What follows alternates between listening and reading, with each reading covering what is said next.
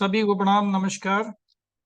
आज हम दोष भेदीय अध्याय का अंतिम चरण पूर्ण करने वाले हैं। तो दोष भेदीय अध्याय में हमने बहुत कुछ पढ़ा। हम कोष्ठ की चर्चा करने वाले थे। कोष्ठ क्या है, जिनको समझना शेष था। 10 विधि परीक्षा किस प्रकार से परीक्षाएं होती है, इसको हम समझना है। तो पिछले वीडियो में हमने दोष के संचय, शमन, उसके कारण, ये सब जानने का प्रयास किया था। उसी क्रम को हम आगे बढ़ाने वाले हैं। उनके इनके तीनों कारणों का जानकारी हमने हासिल की। तो उसके बाद सेकंड, काल और कर्म, यहाँ तक लगभग कंप्लीट कर लिया है। और रोग मार्गों की चर्चा चल रही थी। तो रोग मार्गों में विकृत कर्म करना है ना, इसको भी हमने देखा था मिथ्या योग में। योग मार्ग में हमारे 3 मार्ग विशेष तौर से बताए हैं महर्षि चरक ने, महर्षि वाग्भट ने। 3 ही योग मार्गों की चर्चा करते हैं। तो शाखा हम देख चुके थे। आज हमें कोष्ठ की चर्चा करनी है। शाखाएं क्या होती हैं? रस, रक्त, मांस में, अस्थि, मज्जा, शुक्र और त्वचा, ये क्या है? शाखाएं हैं। तो इन्हीं शाखाओं से रोग प्रवेश करते हैं। और कोष्ठ यानी दूसरा मार्ग उनका क्या होता है? कोष्ठ। तो कोष्ठ की भी हम चर्चा समझते हैं आज। ये आयुर्वेद के कॉन्सेप्ट के लिए सबसे ज्यादा इंपॉर्टेंट चैप्टर है और पूरी इसमें सारणी है। क्योंकि ये बड़ा लंबा चैप्टर था, इसको हमने शॉर्ट में करके, एकदम शॉर्ट नोट्स बना करके सारणी के रूप में देखने का प्रयास किया।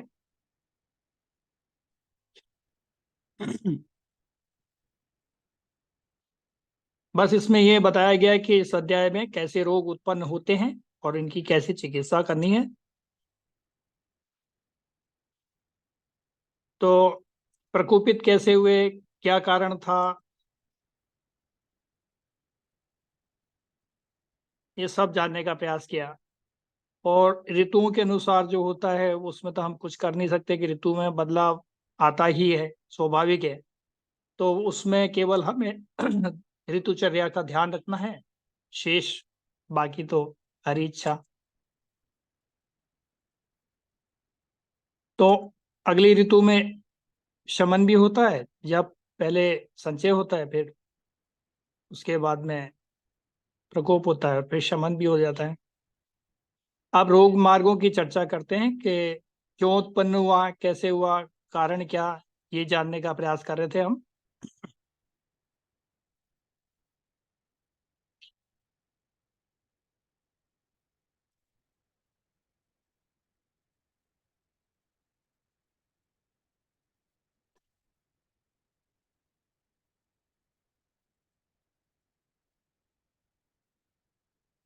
तो हम चर्चा कर रहे थे कि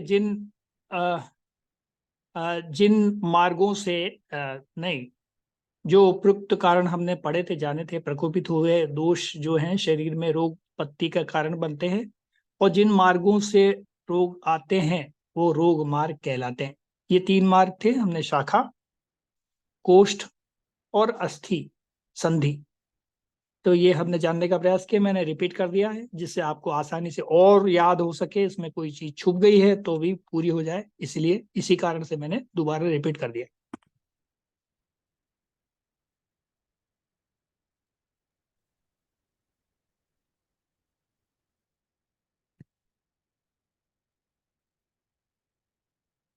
शाखा की हमने चर्चा की थी, तो जिसमें सातों धातुएं आ जाती, रक्त, रस, रक्त, मांस, मेद, अस्थि, मज्जा, शुक्र और त्वचा। इनसे रोग आने वाले गंड, अलजी, अर्बुद, अर्श, शोफ और गुल्म, इसकी हमने चर्चा की थी। अब आगे देखते हैं इनका आश्रय स्थल क्या हो सकता था, उसकी भी हमने आगे बढ़ के चर्चा की है।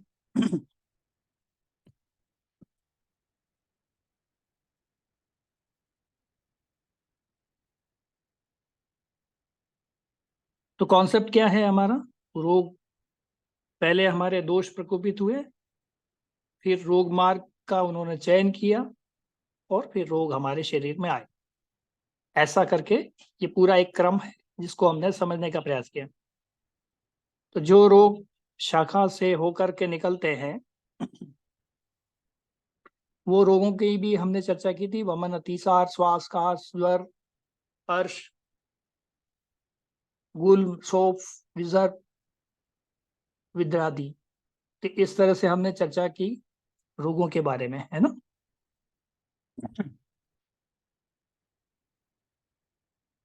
अस्थि कोष्ठ मार्ग में हमें क्या मिला? कोष्ठ मार्ग में हमने देखा जो कोष होते हैं शरीर में,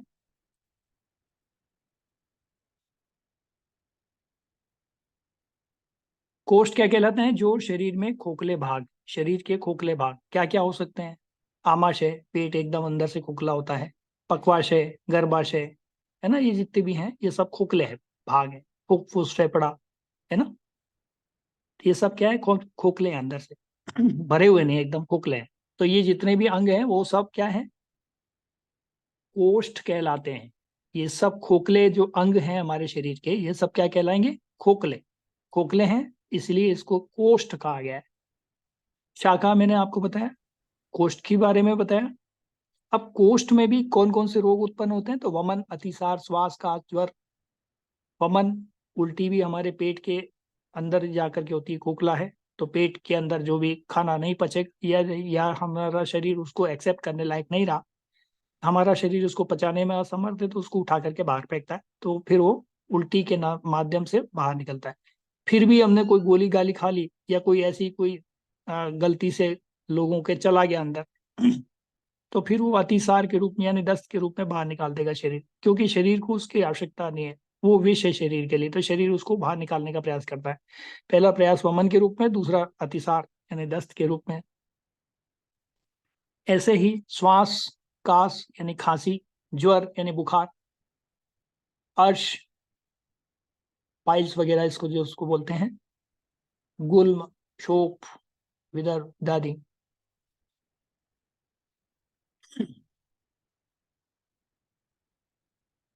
तो खाली स्थान वाले जो हैं सब कोष्ठ कहलाते हैं।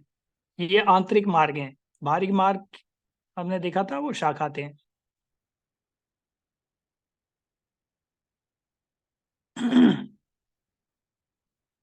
बस्ती, बस्ती का मतलब नाभि के नीचे जितना भी है, चाहे वो महिला का, पुरुष का, कुछ भी स्थान हो। गर्भाशय हो गया, गर्भाशय में आजकल बहुत सारी महिलाओं को, हमारे बच्चियों को, बस ये मेंसेस पीरियड शुरू हुआ उसके बाद ही कुछ ये नए रोग शुरू हो जाते हैं। गांठें होना, आजकल ये बहुत आम बात हो गई है ना। तो ये सारे जो क्या है, ये आंतरिक मार्ग में प्रवेश किए रोग हैं।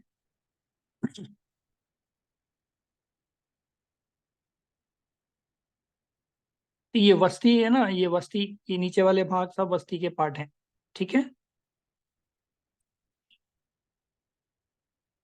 8 प्रकार के कोष्ठ हैं ये, यानी शरीर में जो भी खोखले भाग हैं वो सब कोष्ठ हैं। तो 8 प्रकार के कोष्ठों का चर्चा की गई आयुर्वेद में। हो सकता है ज्यादा भी हो।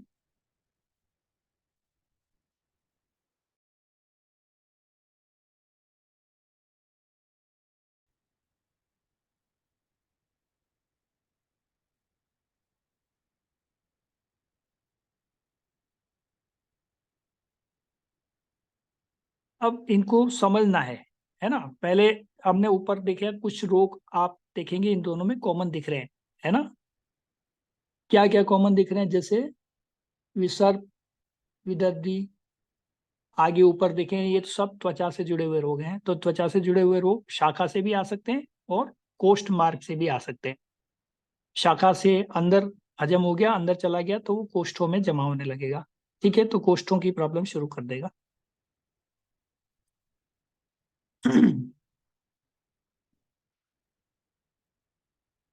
अब देखते हैं अस्थि, संधि और मध्यम रोग मार्ग।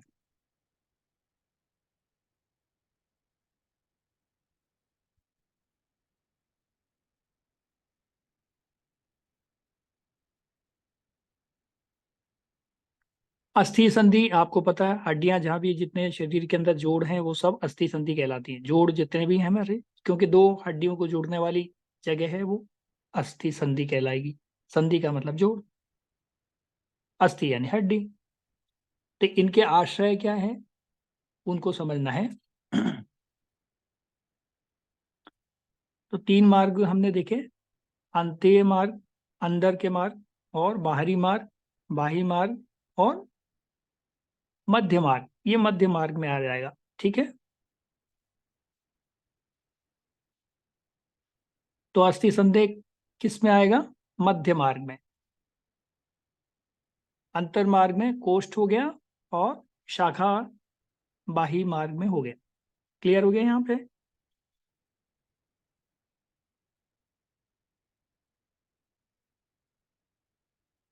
मैं कई बार रिपीट कर रहा हूँ और भी रिपीट कर देता हूँ एक बार से। शाखा में क्या हो गया?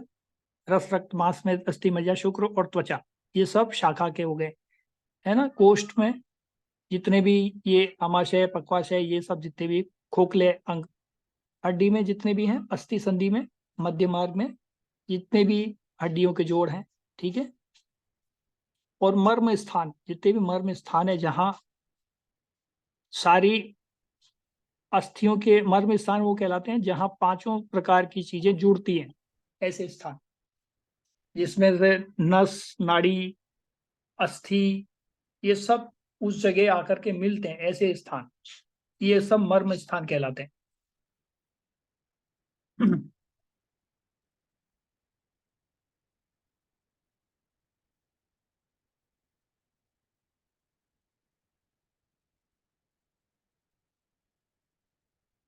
ये हमको एक तरह से रट लेना है, कुल मिला के ये समझना बहुत जरूरी है। मर्म, संधि, संधि का मतलब जोड़ आई गया, अस्थि, शिरा, स्नायु।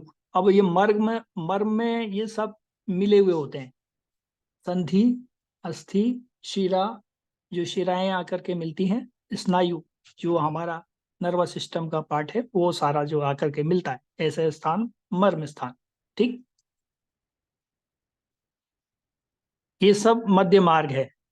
हमेशा ये मध्य मार्ग क्यों कहा है इसे? क्योंकि ये शरीर के मध्य भाग में ही रहते हैं। शरीर के मध्य भाग का मतलब पेट में नहीं, यानी जैसे पैर है, पैर का मध्य भाग क्या होगा? वहां ये सब आकर के जुड़ते हैं, मिलते हैं, एक दूसरे से संबंध बनाते हैं, राइट। ऐसे स्थान मर्म स्थल कहलाते हैं। पहले राजाओं के जमाने में क्या होता था? यही सैनिकों को पढ़ाया जाता था, उनका जो ट्रेनिंग होती थी कि मर्म मार्ग पे अटैक कर तो आदमी बचने के कोई चांस नहीं रहते। तो जो जोर से आघात किया तो क्या हो गया? आदमी निबट गया। और धीरे आघात किया, यानी ये सहनीय अवस्था में किया, तो ये क्या, चिकित्सा का हिस्सा बन जाएगा। तो इसी को हम चिकित्सा के स्तर पर देखे जाते थे, और उसी से हम अपनी व्यवस्थाओं को ठीक कर लेते हैं। बिना दवा के हम लोग मर्म स्थल को प्रेस करके, उसका एक सिस्टम है पूरा, उसको करके हम बहुत कुछ ठीक कर सकते हैं।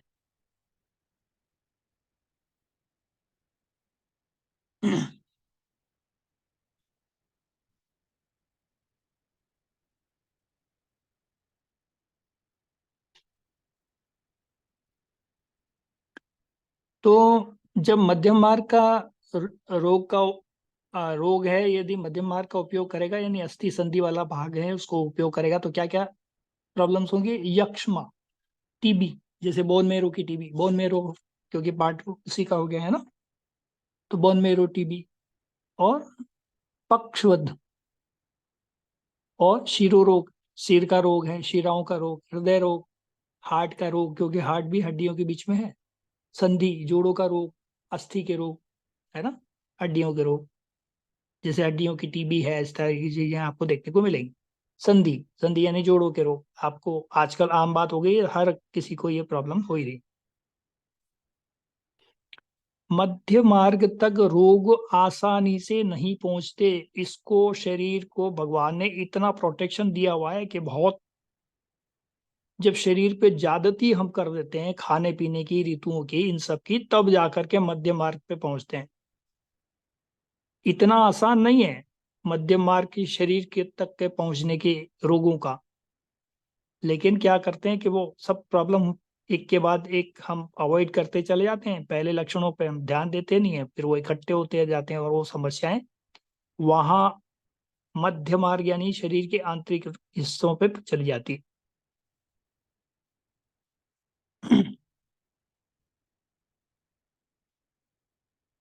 अब ये सारा जो चार्ट है हमने आपको बताया सारा डिटेल, इसके अंदर क्या है, त्रिदोष के प्राकृत कर्म क्या है, वात पित्त कफ। वात पित्त कफ का स्थान आपको पता ही है, हम पहले इसी को स्पष्ट कर चुके हैं, है ना। तो मुंह से लेके अब वात के अंदर क्या लक्षण होंगे ये समझना है हमको। वात में हमेशा मुंह में कसेलापन आएगा, मुंह में क्या आएगा, कसेलापन, स्वाद आपका कसेला हो जाएगा। तो वात के रोग समझिए कि आपके मुंह में कसेलापन है, सूखापन है, ड्राइनेस आ रहा है ना। जैसे फिटकरी आप मुंह में रख लें फिर क्या होता है, एकदम सूखा सूखा सा लगता है ना, तो बस ये वात, वात की वृद्धि होगी तो मुंह में उसका स्वाद कैसा होगा, कसेला। मुंह का स्वाद कैसा होगा, कसेला। ये बस याद कर लीजिए फटाफट। और क्या होगा।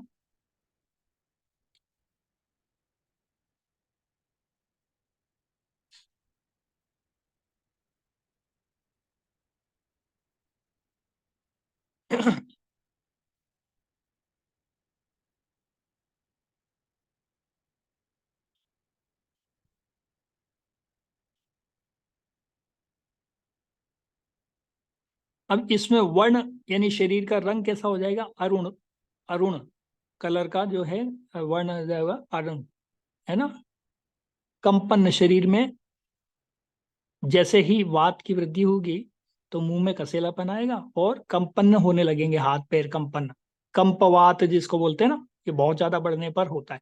कम मात्रा में हो तो नहीं होता, वो धीरे धीरे ये बढ़ जाता है तो कंपनता की स्थिति होती है, हाथ पैर कांपने लगते हैं, कोई जोर से बोल दे तो डर लगने लगता है ना। कोई जोर से धमका दे तो भी डर लगने लगता है, हाथ पैर कांपने लग जाते हैं, पैरों से चला नहीं जाता। शुष्कता यानी खुश्की, ड्राइनेस, रुक्षता, है ना, ये सारे गुण होने लगते हैं। रोमांच, तर्पण, प्यास, प्यास लगती है, हमेशा बार बार पानी पीने की इच्छा होती है। संकोच, हर बात में संकोच होता, अपने मन की बात आदमी कह नहीं पाता। और भी भेदन, क्रोध, तो ये सारे गुण देखने को मिलते हैं वात के।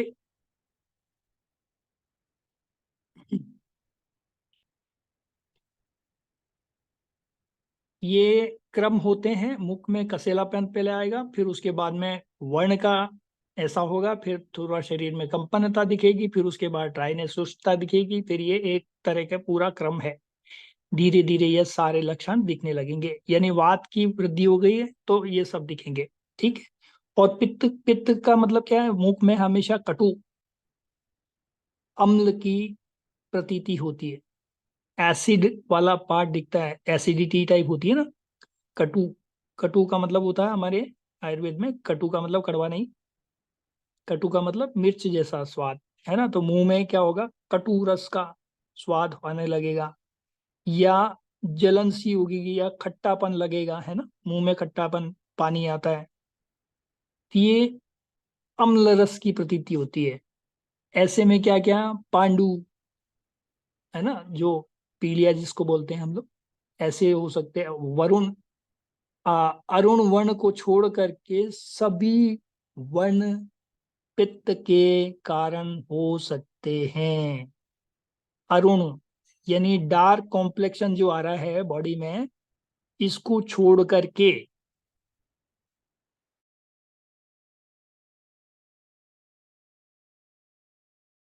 हैं, ये नोट करके रख लीजिए, है ना।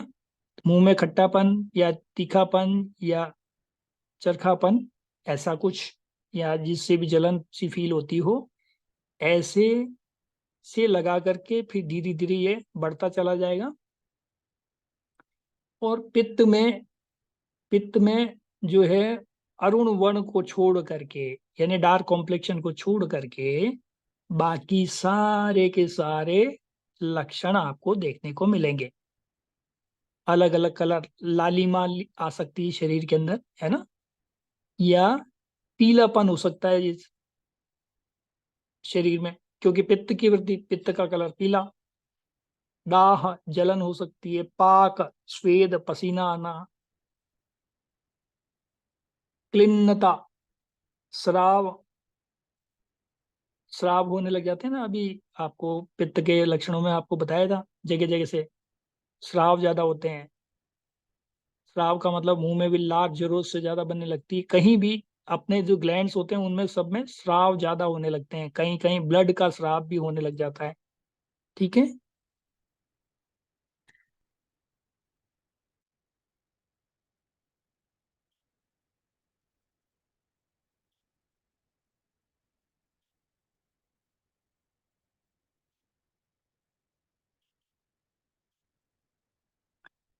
एक ये सब पित्त के कर्म है। श्राव को, शिथिलता, मद, मूर्छा।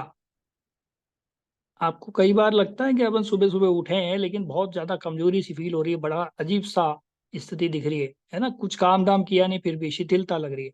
ठंडा पसीना आ रहा है, बड़ा विचित्र स्थिति। ये सब इसी के ही हैं। मूर्छा, बेहोशी आ रही है अजीब सा, मतलब ये सब पित्त वृद्धि के लक्षण है। ठीक है। तो इस तरह से हम इसको समझते हैं।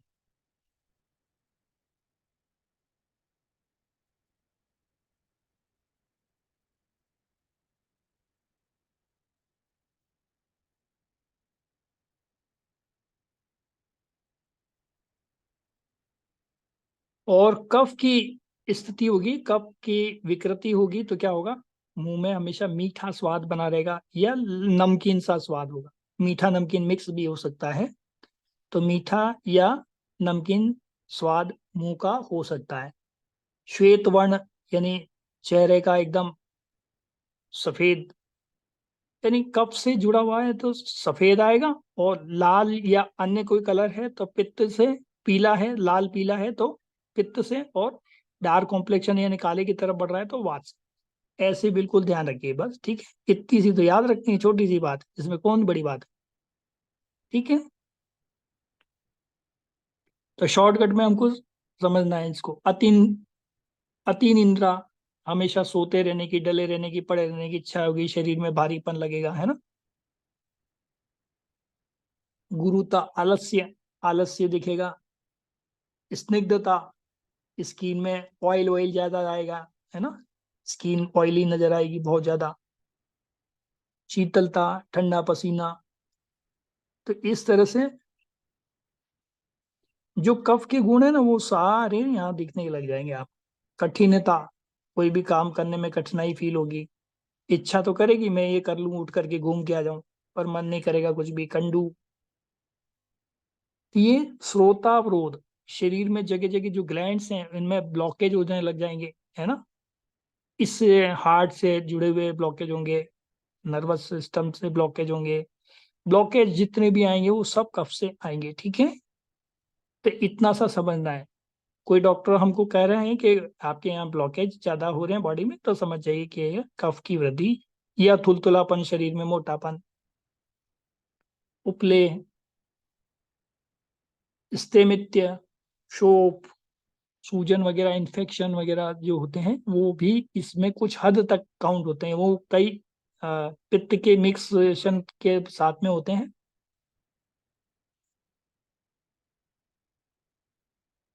पाक ना होना, यानी साफ सफाई का शरीर में अक्सर कर। हाँ, स्किन डिजीज में आप देखोगे अभी इन दिनों आपको देखेंगे तो ठंडा पसीना आ रहा है ना, अंगों के अंदर। और उसके मान लो कोई छोटी मोटी फुंसी उनसी हो रही है तो उसमें सफेद कलर का पदार्थ निकलता सा दिखाई देगा। और लाल कलर का या पानी पनीला पदार्थ दिखाई दे तो समझ जाइए उसी स्किन में वो पित्त का लक्षण है। कफ का लक्षण है तो क्या होगा? सफेदी दिखेगी उसके अंदर। जैसे कील मुहासे होते हैं ना, उनको पोड़ते हैं तो सफेदी अंदर से निकलता है। तो कील मुहासे ये सब धीरे धीरे सूखने लगता है तो वहां पे वात वृद्धि होने लगती है, फिर धीरे धीरे सूखता है। एकदम नहीं सूखता है, राइट। तो ऐसे ही समझना है इसको। और कोई काली कलर की, ब्लैक कलर की कीलें हो गई हैं, है ना, मुहासे में तो ये व्हाइट कलर का, या कीलें हो गई तो वो ब्लैक कलर के, तो वो वात की वृद्धि के कारण हो रहा है। अभी की कुछ लोगों को देखने को मिलता है, कोई कई पेशेंट आते हैं वो बोलते हैं देखो हमारे पूरा शरीर में बाकी जगह तो कलर फेड नहीं हुआ है लेकिन पैरों के अंदर कालापन आया है, पैरों में काले धब्बे से होने लगे। ये हमारे देखिए वात का स्थान क्या है शरीर में, नाभि के नीचे, तो ये पैरों वाले स्थान में क्योंकि वात की वृद्धि होती है। पित्त का स्थान क्या है, बीच में है ना, मुख का ये कफ का स्थान ऊर्ध्वांग यानी ऊपरी हिस्से में गले के ऊपर। तो ऐसे क्षेत्रों में जब ज्यादा विकृति होगी, खराबी होगी, तो वहां पैरों में कभी वात पित्त का तीनों ही प्रकोपित हुए हैं, तो कफ के अंदर जैसे कान के अंदर से बहना, कान का बहना, पैर में देखोगे तो ऐसे ही व्यक्ति को थोड़े बहुत ब्लैक हेड्स देखने को मिलेंगे। आंखों के नीचे झाइयां दिखती हैं, काले काले धब्बे हैं, जैसे महिलाओं को अक्सर कर देखते हैं। तो ये सारे क्रम जो है वात पित्त कफ को इस तरह से समझना, जहां भी ब्लैक हेड्स आएंगे वहां या कालापन या गहरा शरीर में कलर होने लगेगा, हमारे जो त्वचा का कलर है उसमें गहरापन आने लगे तो समझ जाइए ये वात की वृद्धि, और लालिमा या पीलापन आने लगे तो पित्त की वृद्धि, और कफ वाइटनेस आ जाए, स्किन एकदम सफेद हो जाए तो कफ का। ठीक है, तो ये आसानी से हमको समझना है।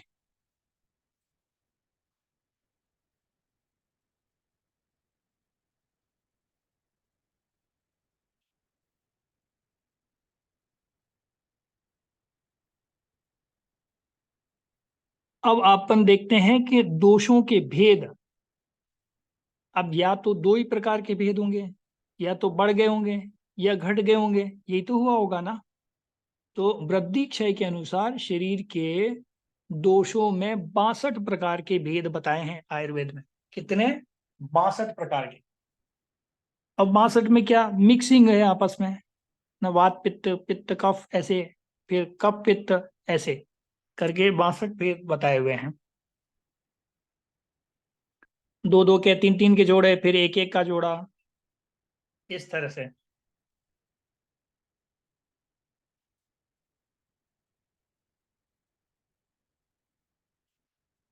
अब देखते हैं रोग की 10 विध परीक्षा। तो 10 प्रकार से रोग की परीक्षा होनी चाहिए। ये हम जो सोचते हैं ना कि आ, हमको कोई नुस्खा बता दें, वो नुस्खा मेरे काम करेगा तो मेरी बहन के भी काम करेगा, नहीं, बिल्कुल नहीं करेगा। ये सब चीटिंग हो गई एक तरह की है ना। क्योंकि अब जैसे बड़े भाई साहब का पजामा छोटे भाई साहब पहन नहीं सकते ना, है ना, उनका कुर्ता छोटे वाले भाई साहब को फिट नहीं होगा। कुछ हद तक ठीक है, शरीर ढकना है तो वो डाल लिया कुछ भी है। तो कुछ भी वाली बात नहीं है, उसको समझना है। तो यहाँ पे कुछ भी नहीं है, एकदम सटीक काम करना है तो 10 प्रकार से रोगों की परीक्षा होनी चाहिए, ऐसा आयुर्वेद बोलता है। तो इसकी परीक्षा का क्या तरीका बताया है आयुर्वेद में?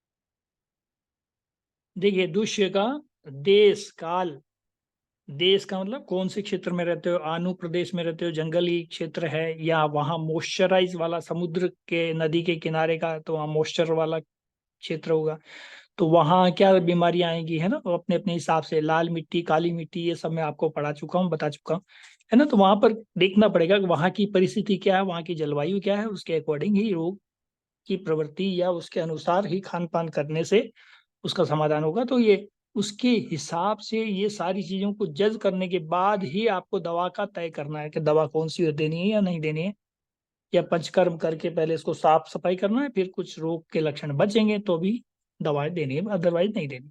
ठीक है। तो देश काल, काल देखना पड़ेगा। देश से हमने समझने का प्रयास किया कि हम किस में रहते हैं, गर्म वातावरण में, ठंडे वातावरण में, तो वहां का वातावरण, अनुप्रदेश यानी जंगल, मॉइस्चर, ये सारी चीजें। अनुप यानी जल वाले, जो जहाँ पानी वानी ज्यादा पड़ता है, जैसे आसाम में चले जाइए, चीरापूंजी, इस टाइप की जगह है, या समुद्री क्षेत्र है जहाँ मॉइस्चराइज क्षेत्र है ना, मॉइस्चराइज एरिया है, वहां पे स्निग्धता ज्यादा होगी। तो जंगल प्रदेश में जाओगे तो उष्णता ज्यादा मिलेगी। ऐसे काल देखेंगे, गर्मी का मौसम है, सर्दी का मौसम है, ठंडी का मौसम है। अग्नि देखेंगे, हमारी 13 प्रकार की अग्नि, अग्नि कौन सी वाली खराब है वो देखनी पड़ेगी, है ना। अग्नि भी देखनी पड़ेगी, खाना वाना पचने का तरीका क्या है, मध्यम है या तीक्ष्ण है या अल्प है ना, तो ये समझना पड़ेगा। क्योंकि देखिए, एक दवा हर जगह काम नहीं करती है, एक डंडे से सबको हाँका नहीं जा सकता, है ना। अभी आपने भी देखा होगा, घर परिवार में अपने माता पिता बात करते हैं या कोई चीज बात समझ आ रहे हैं, तो बेटा बेटी भाई बहन सब हैं परिवार में, किसी से कैसे बात करते हैं वो किसी से कैसे बात करते हैं ना। किसी को धमका रहे हैं, किसी को डांट रहे हैं, किसी को पुचकार के कर रहे हैं, तो ये सारी चीजें वहां पर सबको देखनी पड़ेगी, ये सारी व्यवस्थाएं देखनी पड़ेगी ना। प्रकृति, प्रकृति का वित्त की बात की है, कौन सी प्रकृति है, ये सब समझना पड़ेगा।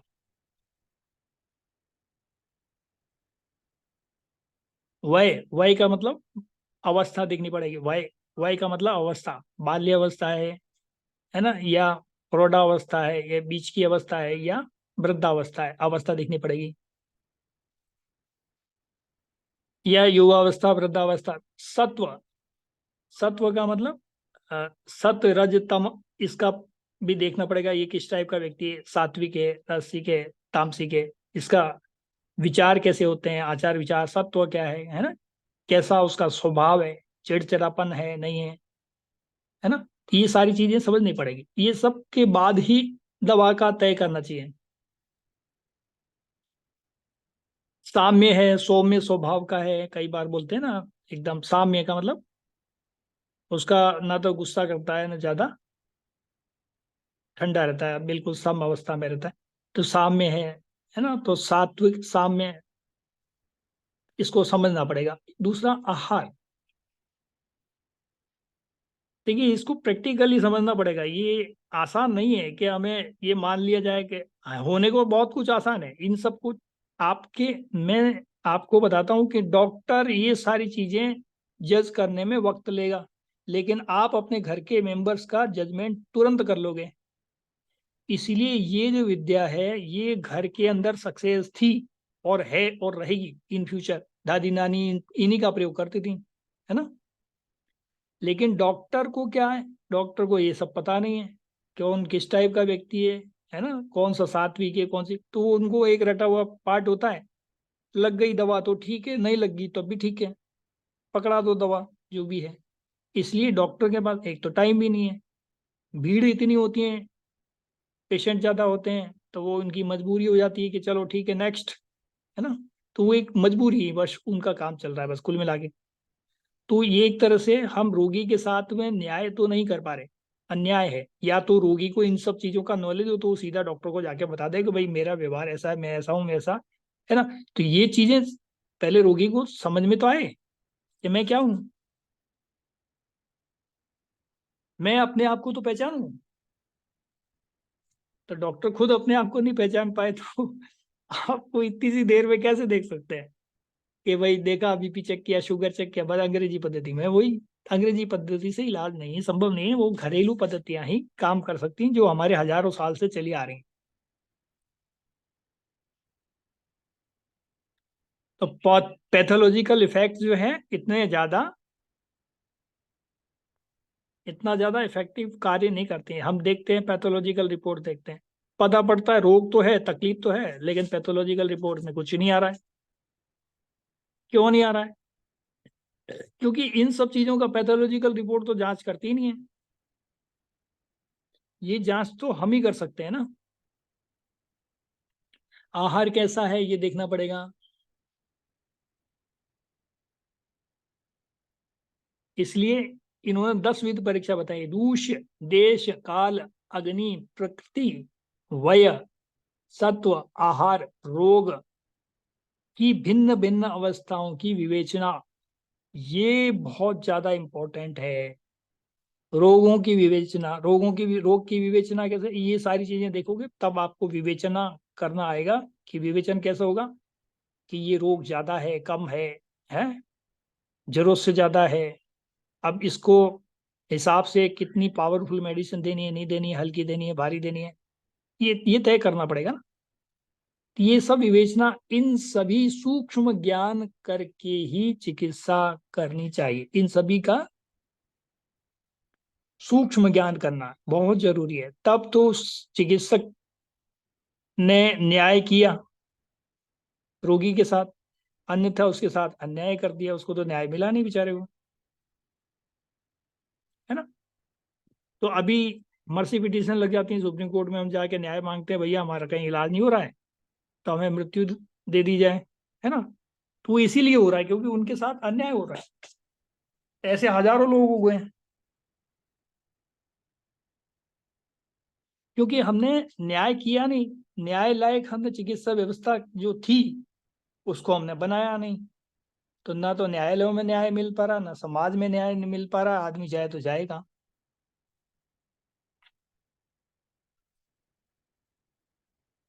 तो कुछ ऐसी व्यवस्थाएं हम सबको मिल करके ढूंढनी पड़ेगी जो अपने, जो सुचारू रूप से इतने हजारों साल से चल रही थी, जो एकदम पारखी हुई है। हम 100-150 साल से एक पद्धति को ले आए और वो शुरू कर दिया।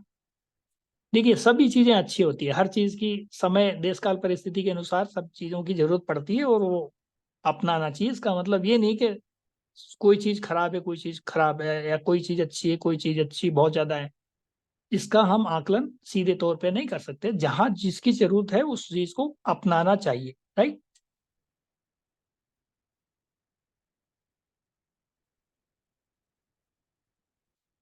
तो ये 10 विधि परीक्षा बताया है ना।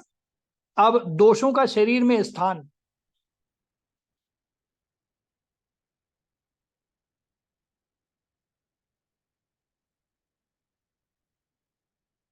तो देखिए दोषों का शरीर में स्थान, ये हम आपको पहले बता चुके हैं कि वात का स्थान कहाँ है, पक्वाशय कटी, यानी हमें हमारी जो नाभि के नीचे, कटी का मतलब ये कमर वाला हिस्सा, दोनों शक्ति, दोनों पाद, दोनों पैर, अस्थि, स्रोत,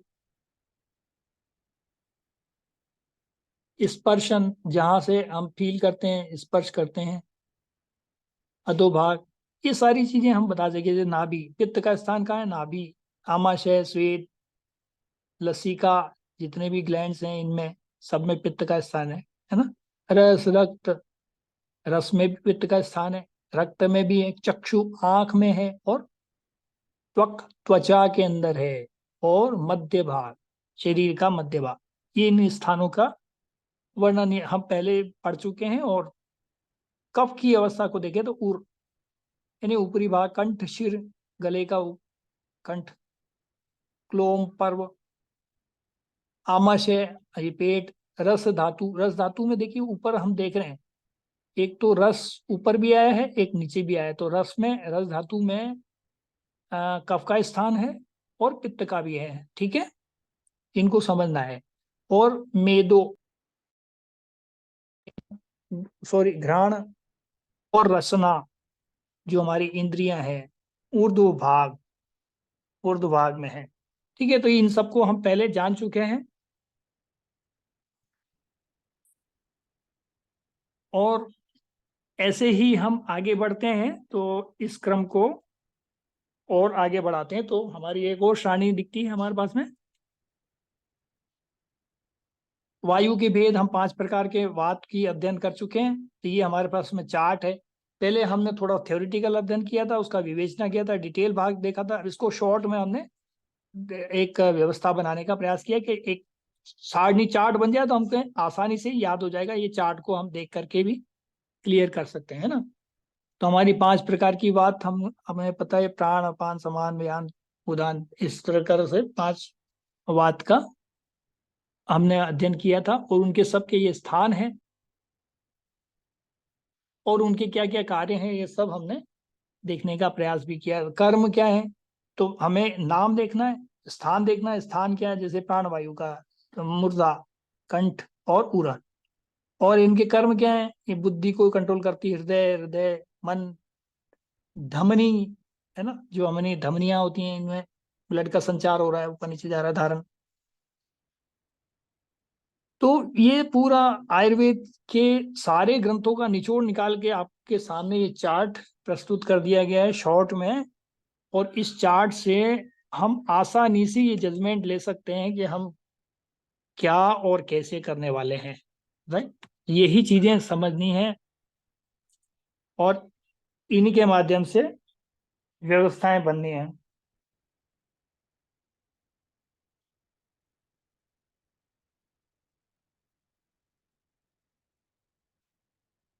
तो यहाँ पे हमने क्या किया, एक सारणी में सबको इकट्ठा कर दिया। अवलंबक कफ है, कफ का उक्लेदक कफ, बोधक कफ, तर्पक कफ। ये कफ के अपने स्थान संधियां कहाँ कहाँ कौन कौन सी जगह पर होते हैं, रसना, आमाशय, ऐसे, है ना, उरु स्थान। तो ये कंपेरेटिव स्टडी टाइप से हो गया, हमारे पास में एक चार्ट बन गया।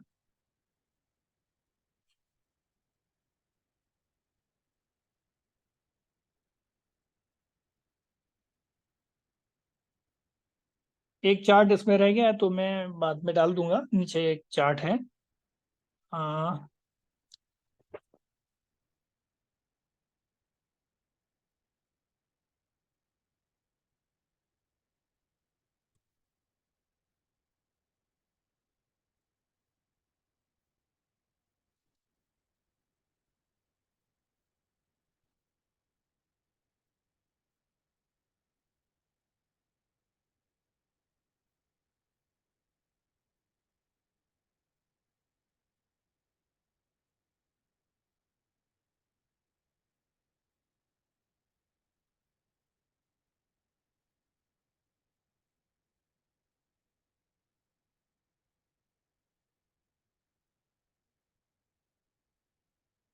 ये इस तरह का एक ये चार्ट रह गया है, कब के स्थान, है ना, भेद इनके, कब के भेद, स्थान और कर्म, है ना। कफ का ये चार्ट आया है इसमें, अवलंबक कफ, क्लेदक कफ, इनका स्थान, पूर्व स्थान, आमाशय, वही ये सारी चीजें। इसके अलावा सब लगभग लगभग मैंने पूरा आपको कर दिया है। पित्त के भेद, पित्त के पाचक पित्त, रंजक पित्त, भाजक पित्त, ये सारे पित्त के भेद, इनके कंठ, है ना, ये सारा मैं डिटेल आपको करा चुका हूँ। ये इसमें कोई विशेष आपको, सभी चीजें हो चुकी है ना, इन्हीं के चार्ट हैं। आप दोबारा कहेंगे तो मैं डाल दूंगा, हालांकि सभी चीजें डली हुई है, लेकिन फिर भी इन केस यदि जरूरत पड़ती है तो हम उस पर भी विचार कर सकते हैं, ऐसा कोई विशेष बात नहीं है। तो इस तरह से लगभग लगभग ये हमारा सारा समाप्त हो चुका है चैप्टर।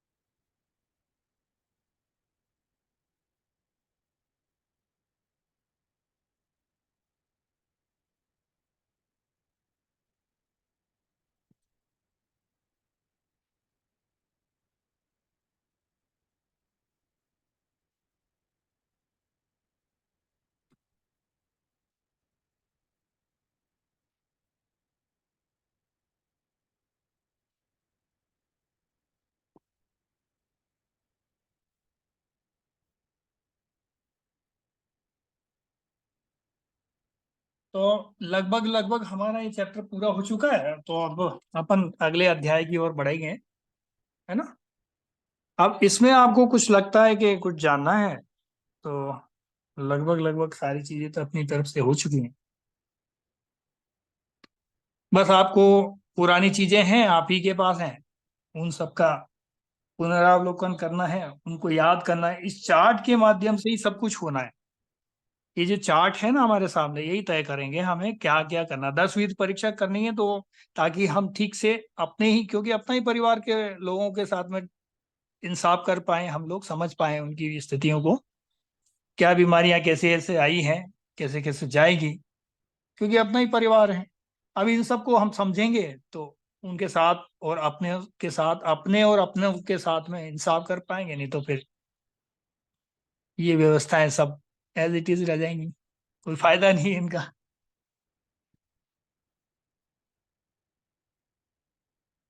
साड़ियाँ मैं आपको सारी डिटेल दे चुका हूँ, इसमें कुछ विशेष है नहीं।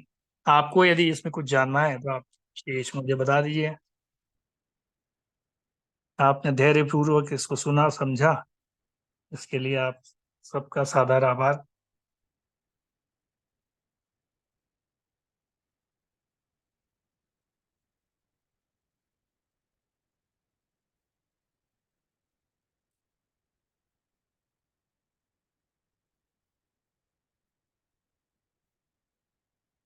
किसी का कोई प्रश्न है तो ले लीजिए, नहीं तो फिर समापन की ओर अपन बढ़ते हैं।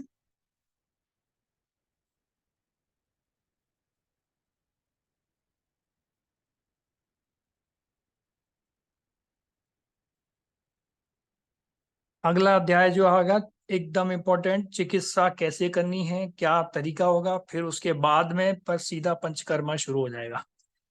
तो ये अभी हमारा ये सिस्टम पूरा जो है बन गया है और लगभग लगभग ये हो चुका।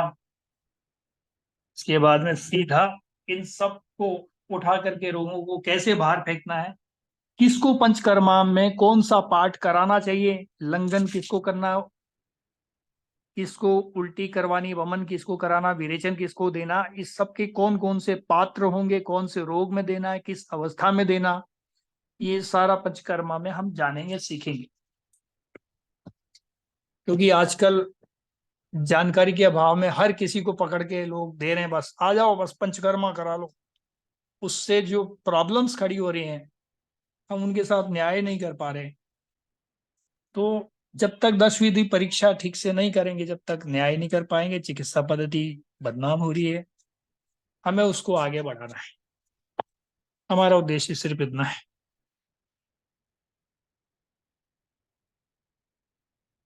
समय की कोई टेंशन है नहीं, भले 2 के 4 महीने लग जाए, पर हम एक ऐसी स्थिति में तो आ जाए कि हमें हर चीज का नॉलेज हो, और इस स्थिति में तो हो शॉर्ट फॉर्म में कि जो हम अपने घर परिवार के साथ में न्याय कर सकें। ये नहीं कि कोई 2 4 फार्मूले रट लिए और उनको सिखा दिया ऐसा कर लो ऐसा कर लो, चाहे उसको सूट ही नहीं कर रहा हो, उससे दूसरी और बीमारियां उसकी बढ़ जाएंगी, उसकी तकलीफें हम बढ़ा देंगे। तो एक तरह से हम ये एक तरह का पाप कर्म करेंगे उस व्यक्ति के साथ में ना इंसाफी करके। राइट।